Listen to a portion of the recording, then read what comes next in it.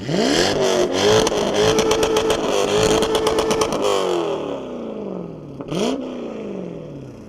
today's world of bloated luxury sedans, it may not look that chunky, but in the 90s, the SC400 was considered a lazy luxury cruiser versus the more playful Soarer that was sold in the Japanese domestic market with, yeah, a 5-speed manual and the almighty 1JZ GTE. Compared to the usual drift suspects, the 4-liter V8 powered SC400 is a rare one to see, so why build it? Let's go. Yeah, it's the clutch I'm worried about. All right, well, now it's everything I'm worried about. Yes, pillows is a yes, for sure. Sounds good. How tall are you? 6'8". Circus height, dude. 6'8", and I'm 5'9". You're the size of a human being, and I'm the size of a circus performer. That's hilarious. This, you guys, when you want to drive a car, you make it happen. You just got to find a way. I've, as a byproduct, deleted the bolsters. I have no bolstering, but all right, you guys, welcome back. So I'm not sure if you remember, but a couple of years ago, I shot a video with Will's Toyota Chaser. So yeah, he ended up going with an SC400 with a 1UZ under the hood when he wanted to get into drifting. The SC400s here in America or the Soarer with the 1UZ over in Japan, they never were equipped with manual transmission. So Will's gone ahead and put a 6-speed from a 350Z, you guys know, CD09 transmission. And of course, if you've watched the channel before, maybe you've seen my videos with Fish Racing. They develop an adapter kit for the 1UZ, JZ as well, but for the 1UZ here specifically. So it's running a 6-speed just fine. You know, the 1UZ is such, oh, there we go, getting a little bit sideways. Easy though, just 225s in the back, that's fun. At the end of the day, it is just a reliable, you know, you strip out the luxury car that was around it, and it's just a reliable, torquey V8, perfect for drifting.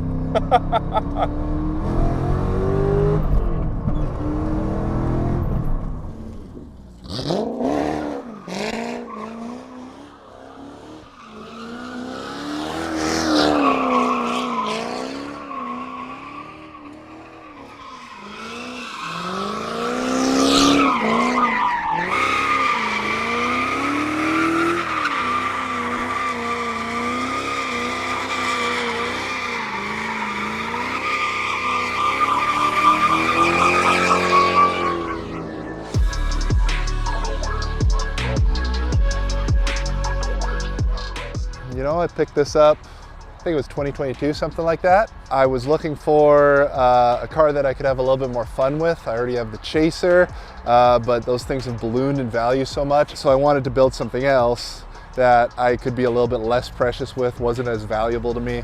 These are one of the few 90s kind of Japanese sports cars that you can buy, and they're not ridiculously expensive still. So, you know, I thought maybe we'll look at this. You get a little bit carried away and you have scope creep a lot of the time here, so things go maybe a little bit farther than they should. This car definitely turned out a lot more clean than it was supposed to be, but you know, at its core, it's still a shitbox.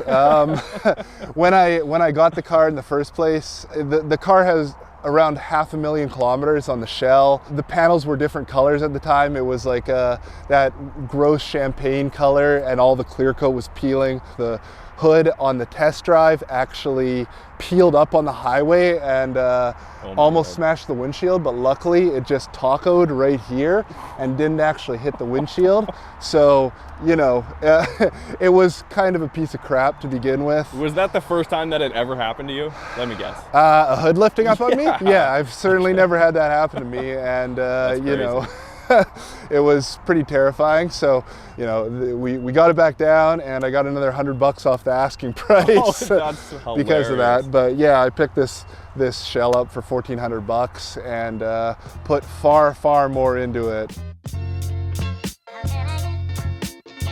The best thing to do was just pull out the entire driveline and swap a new one in, right? So I got a fresher UZ motor that had, I think, about 200,000 K on it, you know, basically just broken in for a Toyota. New drive shaft, pulled the subframe out, did bushings, got the diff pulled, and my buddy Stefan welded it up for me, so I got the classic welded diff in there. Should we pop the hood? Sure, yeah. Can we pop the hood, I guess? Absolutely. Let's do it. So, I mean, CD09, notoriously good at holding torque. That's right, that's right. Plus a naturally aspirated 1UZ. I mean, this should be incredibly reliable to be done. That was exactly the plan, you know. I wanted something that was super, super durable. You know, the CD09, from what I hear, it's good up to like, you know, 800-900 horsepower, it'll handle that. So right now I've got a measly 250 at the crank with this engine. You know, I've got a ACT 6-puck single plate clutch that's sprung, so it's not too bad for drivability, and you know, it should handle, I think it's rated for 500 or 600 feet of torque. But yeah, that's generally the idea, is just a really, really strong drive line, way overbuilt, so I can just bang on it all day and it's not going to cause me any problems. Any plans to turbo it? Or is it too soon? No, I mean, that's always in the back of your mind, right? You're always thinking about that. Yeah. But I think I'd like to go supercharged for this one. Oh, day. interesting. Yeah. So yeah. A very common thing you can do with these is put on I believe it's a Eaton M112 supercharger. It's like a junkyard one you can pull off other vehicles.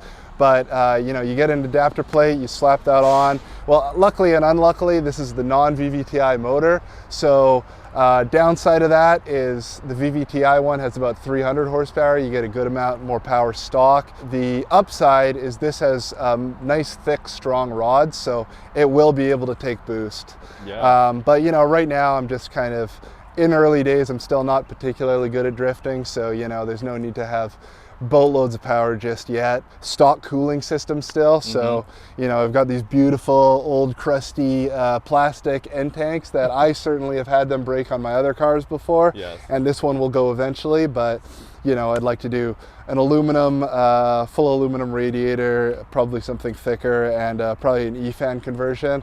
That's another weird thing about these, is they have a hydraulic powered engine fan, which is wow. yeah, not something I've seen before, but No. on the upside, people say they are very effective at cooling. So also wrapped the headers in some heat wrap just to kind of keep heat away from critical components. And then beyond that, it was just kind of stripping out some stock stuff that I didn't need, you know, EGR delete, cruise control delete, just kind of cleaning things up, getting rid of unnecessary stuff, removing weight where I can. The AC system is still there. I haven't charged it yet, but the idea is to still have AC in a drift car, just because I'm trying to be fancy, I guess. Yeah, it's you an know? SC. Why not, right? Yeah, it's a Lexus. You got to keep it luxury, but you know. And one of the funky bits about using the auto ECU with the manual trans is the ECU sometimes does get confused, because if it gets no signal from the trans, which obviously it doesn't because there's no auto anymore, it assumes the vehicle is always in park, which is normally fine. It'll still run and drive and whatnot, except sometimes it just shuts off. And that'll be on the highway, you know, you'll be doing 120 and it'll just shut off on you. Wow. Which is not so fun when you'd prefer to have power steering and all those critical components, Yeah, right? you prefer is a light word. Yeah, exactly. So what you have to do is you can just bridge some pins on the harness connector that normally runs to the auto ECU. And essentially what I did was install a switch, so I can essentially just tell the ECU that I'm switching back and forth between drive and park, so that it doesn't shut off on the highway, and it needs to be in park in order to start. So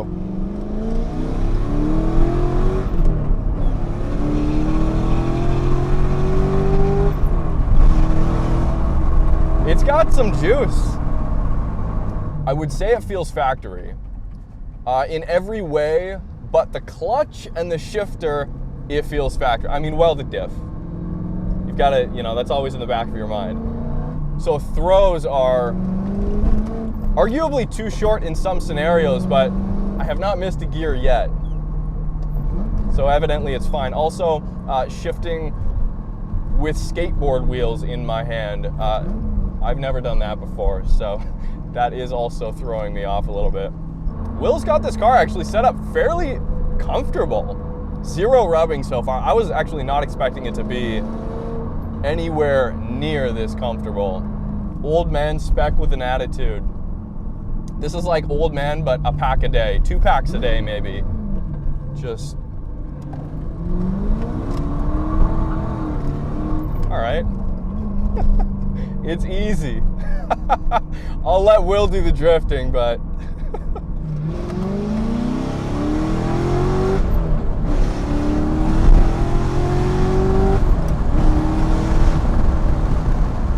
all right. This thing's ridiculous. Oh, there we go. So it's got a valve in the exhaust too. Dailyable? No, but streetable, 100%. It's great. You know, drive it to the track, drive it home, and just have a comfortable car that's flickable and slightly frightening at a moment's notice. I love that.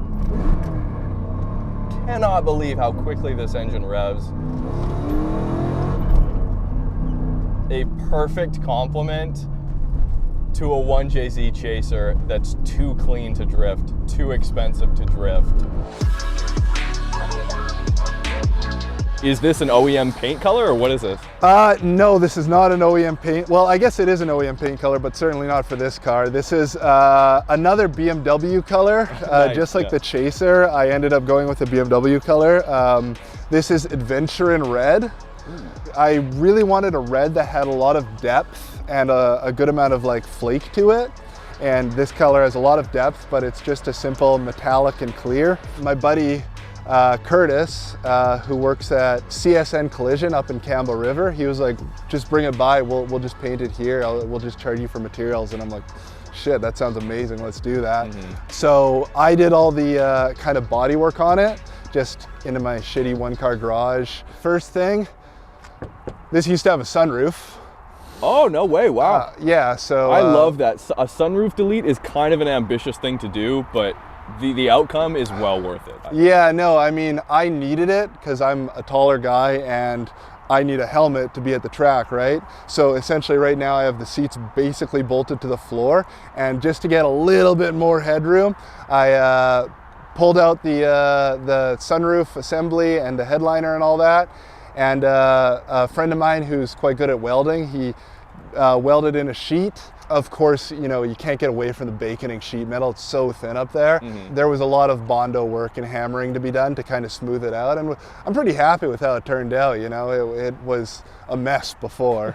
I probably spent maybe 100 hours on just all the Bondo and shit trying to get everything straight. So it's looking pretty decent now. There's also some Bondo on the other side of the car, on the hood and on the front fender and all that. Huge shout out to the guys at CSN who were kind enough to share the space. After I did like that ton of body work, you know, we took it up there, primed it, and you know, block sanded it and all that. And I think we probably did like 3 16-hour days before it could hit paint, and those were fucking rough days. So thank you very much to my guy Curtis for helping me out on that, and Chico, the guy who actually painted it. We threw him a bit of cash, and he's a very talented guy, as you can see. The original plan was for me to take a shot at kind of laying the paint, but I could have never achieved something this clean. So big shout out to him. Very much appreciate his help on it. And yeah, these are definitely one of the heaviest components. I think these guys are around 100 pounds each, and I don't know if you've seen these crazy hinges, but they're unlike anything I've ever seen.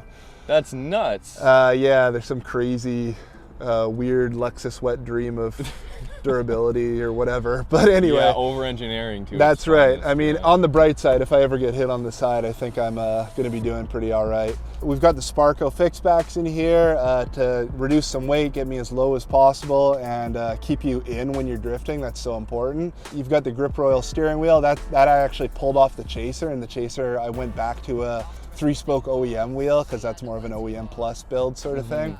You know, I always like to include something to do with skating in my car build, so I've got kind of skate wheels as the shift knob there, something a little bit fun. That's sick. One of the best details, you guys, if you haven't checked out the original Chaser video, the skateboard, the magnetic skateboard mount in the trunk. So cool. So yeah, I like that. I like the shift. Yeah, thank you, man. I appreciate that. They're getting pretty yellow now. They don't do well in the sun, evidently, but oh well. Stereo doesn't work as it is with the drift car, so you know I've got the JBL in the cup holder doing the hard work. Yeah. What else? We got the old phone.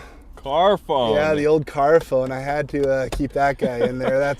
That's just too much fun. I didn't want to go fully stripped out interior just because I like to drive this thing around just for fun as well. Yeah, I get it. So, you know, I left this alone. I did strip out the trunk just to save a bit of weight, but it looks clean. There's the color matched helmet. But, oh, dude, what? Yeah, that's a bit of fun, right? And then fire extinguisher too. Yes, I did see that. Safety is good. Always mount a fire extinguisher. Doesn't matter what you drive. A brand new GR86 is an obvious drift car, right? An SC400 like this, rolling out of the factory in 1992, was far from it. The Slushbox Auto was the biggest clue, but in Japan, the V8 models were used as the top luxury trims, a playground for tech fed by the momentum of the 80s economy. I'm talking adaptive air suspension, four-wheel steering, a digital dashboard North America never saw, and it was even one of the first vehicles with built-in GPS and route guidance. 30 years later, and that's simply a list of components not looking to cooperate with the modern world. Strip it down though, and compared to the 4,300-pound LC500, you've got a nimble drift car. Thank you, Will, for showing us around, and we'll see you all next time.